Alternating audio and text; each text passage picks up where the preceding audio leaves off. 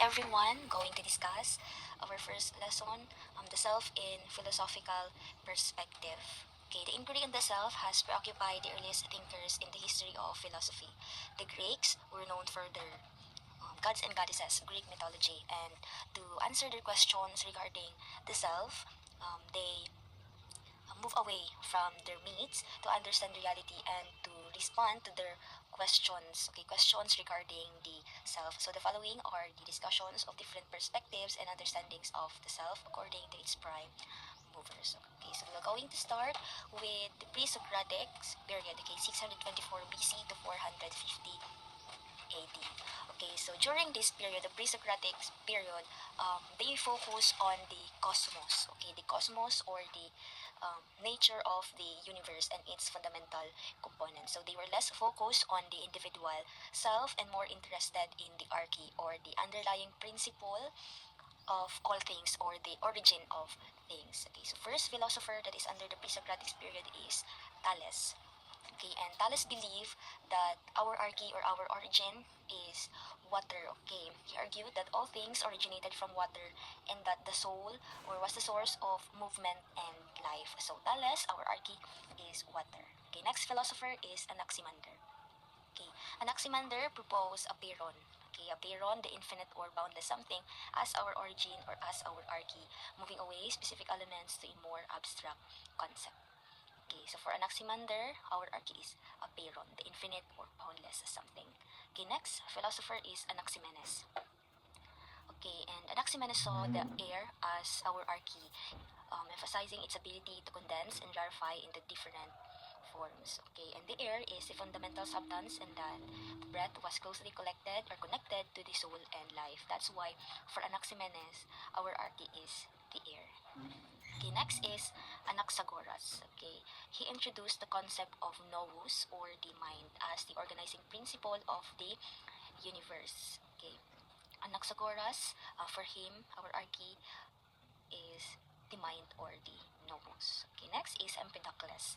So he proposed the four basic elements: the earth, air, fire, and water, governed or combined by the forces of love and strife, suggesting a more complex and dynamic view of the universe. So for Empedocles, our archy, okay, governed by the forces of love and strife, are the four basic elements.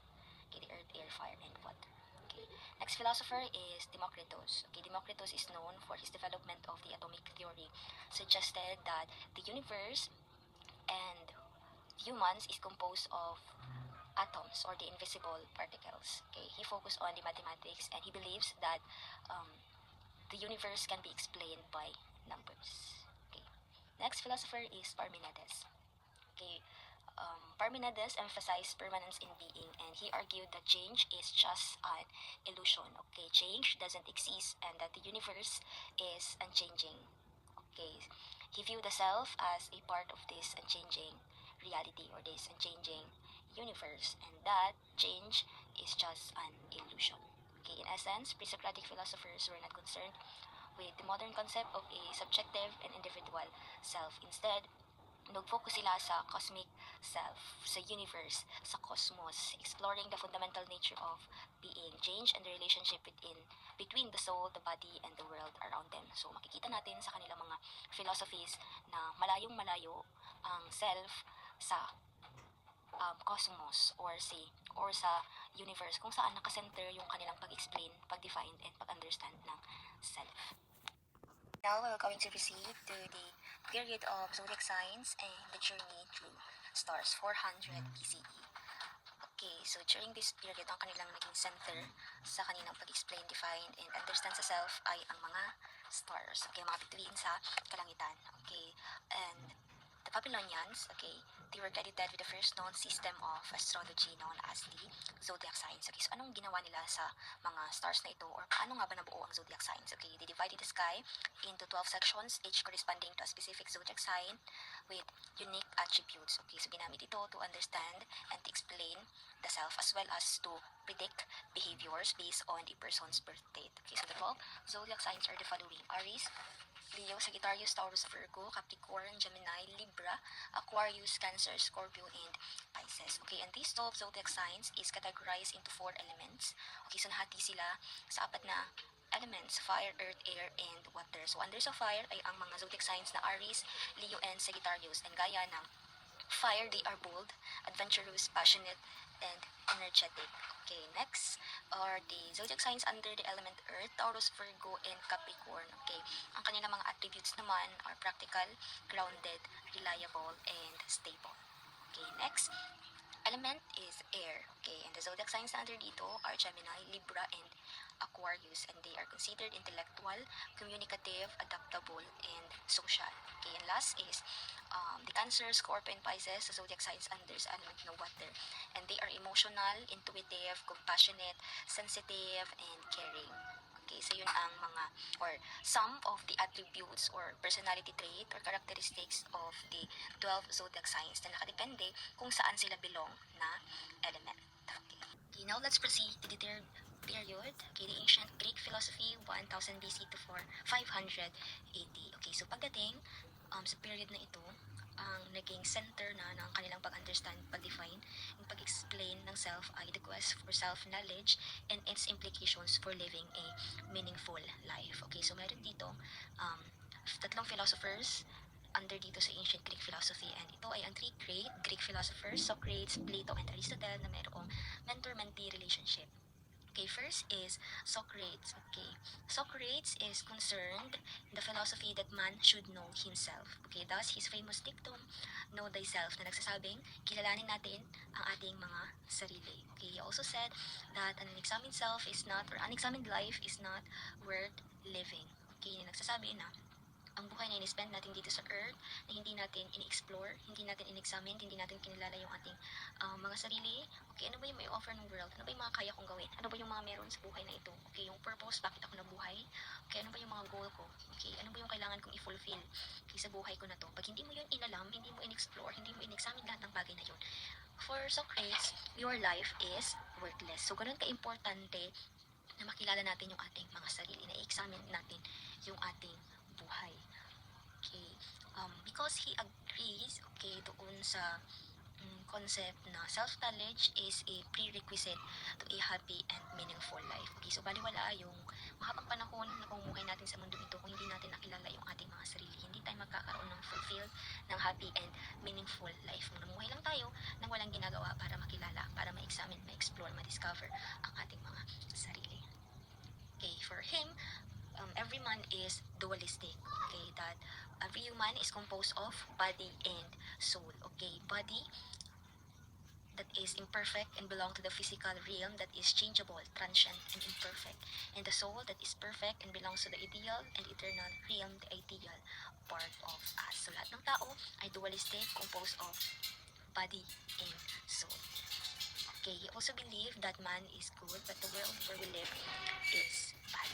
Okay, so naniniwala siya na lahat ng tao ay mabuti. Sadyang ang mundo kung saan tayo nakatira ay masama. Okay, nagiging masama ang tao because of his preoccupation of his bodily needs or his daily needs such as food, drink, pleasure, material possessions, and wealth. Okay, that keeps us from attaining life, or ito yung nakaka-impluwensya sa atin to do undesirable or bad things. Okay, na nakaka-taint sa ating pagiging good. Okay. Kilala rin siya sa kanyang Socratic method of questioning or the so-called introspection. So it is a way of questioning your belief or someone's belief. It is a method of carefully examining our thoughts and emotions to gain self-knowledge. So hindi siya yung typical lang na method of questioning. Okay, so kakaiba siya. Ito yung pagbabato ng tanong, yung pagsasagot din ng isa pang tanong. Okay, so para siyang batuhan lang ng tanong, okay, para ma-examine mo yung sarili mo, yung thoughts mo, yung belief mo, okay, or yung self-knowledge mo. Okay, and ginagamit din to ni Socrates noong panahon nila para i-annoy, para i-reason yung mga tao, especially yung mga hindi nakakaintindi ng method na ito. Okay, so yung Socratic method of questioning. Okay, next philosopher is Plato. Okay, Plato is a student of Socrates. Okay, so kung ano yung mga beliefs, okay, philosophies ng kanyang teacher na si Socrates, ito ay kanyang inadapt okay, or ito ay kanyang sinuportahan at kanyang dinagdagan, okay, especially doon sa idea that man is dual in nature, we are composed of body and soul. So especially inadapt niya ang concept ni Socrates na soul, okay, at sinabi niya na this soul is composed of three parts, okay, the rational soul, spirited soul, and appetitive soul. Okay, so our rational soul, it is our reason and wisdom, okay, our intellect that enables us to think deeply, make wise decisions, and to achieve true understanding of things. Okay, yun yung ating rational soul, wisdom, reason, and intellect. Next is a spirited soul, okay, or our passion. Okay, it includes basic emotions such as love, anger, ambition, joy, and aggressiveness. So, spirited soul is our feelings, our emotions. Okay, next is the appetitive soul or our physical appetite. It includes our basic biological needs such as hunger, thirst, and sexual desires. Okay, rational soul, reason, wisdom, and intellect. Spirited soul, our passion, feelings, and emotions. Appetitive soul, our physical appetite or our basic biological needs. Okay, sinabi ni Plato that these three elements or these three parts of the soul are in a dynamic relationship with one another. Okay, pag hindi sila nagkakasundo, okay, conflict arise or conflict occurs. Okay, and pag nagkaroon ng conflict, it is the responsibility of our rational soul to sort out things and to take control. Okay, to restore a harmonious relationship among the three elements. Okay, so kung merong mga hindi pagkakasundo sa ating different na part ng ating soul, ang kailangan na mag-take in charge ay ang ating rational soul kasi nga siya ang ating reason, wisdom, and intellect. Siya ang mag-govern sa dalawang ito para magkaroon ng harmonious na buhay ang tao. Walang gulo, okay, walang mga conflict. Okay, so rational, spirited, and appetitive. Okay, the three parts of our self. Okay.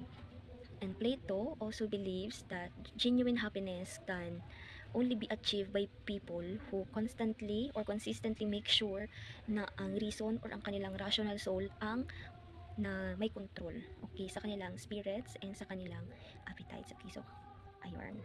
The last philosopher under the ancient Greek philosophy is Aristotle, okay, a student of Plato. Okay, he is a renowned Greek philosopher and he offered a unique perspective on the self. Okay, he believed that the human being is a composite being, okay, an inseparable unity of body and soul. Okay, na nagsasabi that the soul cannot exist without the body and the body cannot function without the soul. Okay, and that the soul is what makes a person a person. So, ang soul na ito ang siyang nagpapakatao sa isang tao. Without the soul, a person cannot be called a person. Okay, and that the soul is the essence of the self. He also described humans as rational animals, highlighting the crucial role of reason in defining our unique human nature. Okay, so tinawag tayo ni Aristotle or he described us bilang rational animals. Okay, and rational animals can be explained by these three kinds of soul according to Aristotle. Okay, so mayroong tatlong klase ng soul. Una dyan ay ang vegetative soul, okay, na present sa mga plants, okay, the physical body that allows things to grow or allows them to grow. Okay, ang mga puno, they have this vegetative soul that enables them to grow, na lumaki, lumago, mamulaklak, at mamunga. Next is the sentient soul. Ito namang soul na ito ay present sa mga animals. So, their sensual desires, feelings, and emotions. Okay, they can feel pain, okay, sadness, and aggressiveness, okay, anger, okay, and the sensual desires, instinct.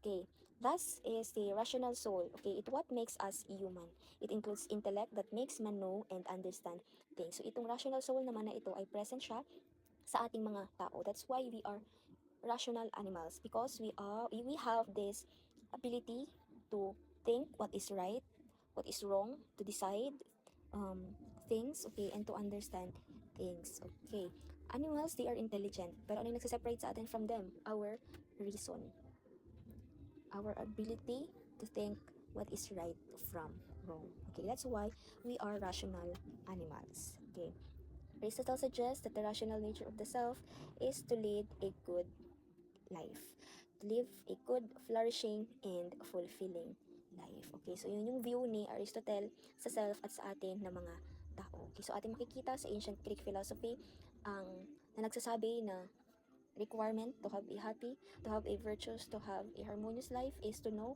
our self, our capabilities, our strengths, our weaknesses. Okay, masyado ng gasgas, pero kailangan natin yan. Ano ba yung purpose natin? Ano ba yung mga kailangan natin gawin? Ano ba yung mga gusto natin gawin sa ating buhay? Ano ba yung mga kakayahan natin? Okay, so yung sinasabi nila, okay, the self for self-knowledge and it's important.